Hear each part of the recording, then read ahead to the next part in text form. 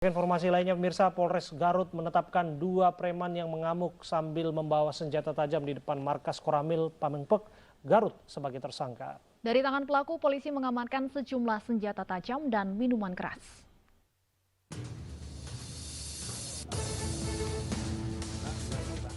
Polres Garut menetapkan Dadang Buaya dan rekannya Henry sebagai tersangka pasca keduanya mengamuk di depan Koramil Pamengpek, Garut, Jawa Barat. Dari tangan tersangka, polisi menyita barang bukti sejumlah senjata tajam seperti pisau dan 2 bilah golok. Polisi juga mengamankan 1 botol minuman keras. Diduga pelaku yang mengamuk sambil membawa senjata tajam dalam keadaan mabuk.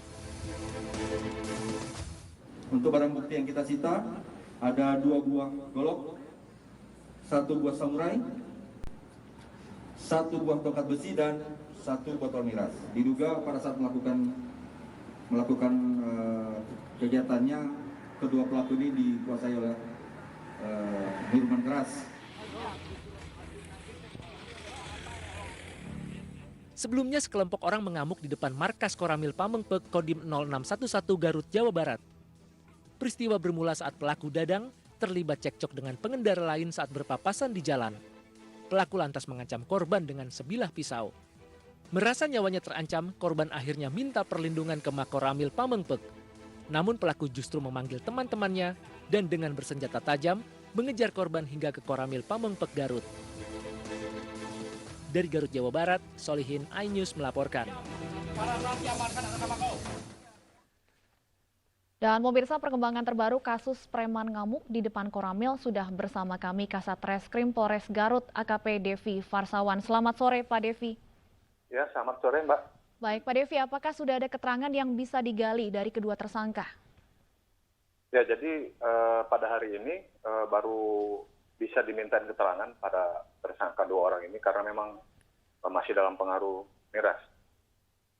Dalam waktu 48 jam lebih mereka masih dalam pengaruh alkohol, Pak? Ya, masih. Jadi untuk berbicaranya masih belum jelas. Masih ngelantur gitu ya, Pak Devi? Masih ngelantur, betul sekali. Sejauh ini apa keterangan yang bisa diberikan kedua tersangka? Ya, memang kami lebih banyak menggali dari saksi-saksi, dari rekan-rekan baik itu TNI maupun Polsek setempat yang berada di sekitar lokasi. Kemudian juga kami menggali fakta dari video yang beredar, yaitu berkaitan dengan tindak pidana tersebut. Untuk tersangka sendiri memang masih dalam proses pemeriksaan sampai dengan sore ini. Oke, dugaan motifnya sudah didalami kembali tidak, Pak? Ya, kalau motif memang sejauh ini cekcok ya antara saudara Dadang dengan korban Jaka ya. Nah, itu memang sebelumnya ada cekcok ya, sebagaimana yang narasi berkembang di masyarakat ya, memang seperti itu adanya. Pak Devi, dari hasil pemeriksaan apa tindak pidana yang dilanggar oleh kedua pelaku ini?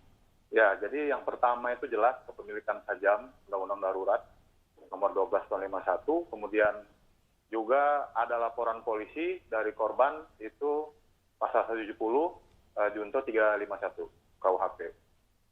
Terkait dengan kepemilikan senjata tajam ini, apakah akan didalami Pak dari mana pelaku mendapatkan senjata tajam tersebut?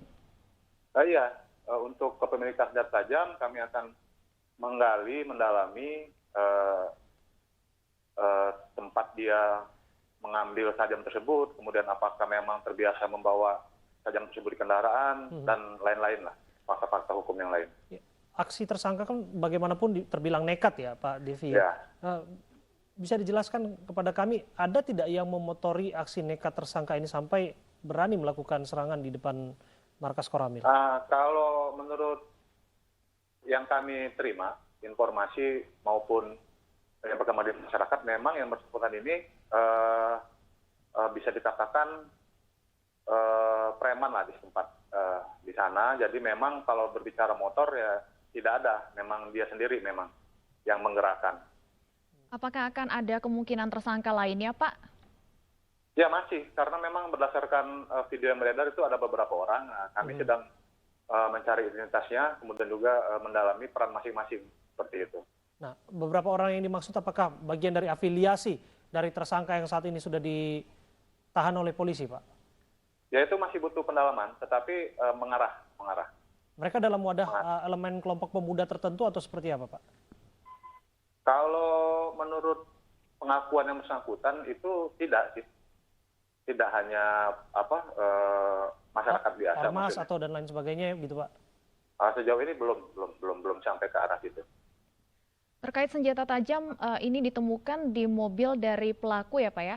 Apakah artinya ada indikasi hal serupa sering dilakukan sebelumnya mengancam warga dengan menggunakan senjata tajam tersebut misalnya?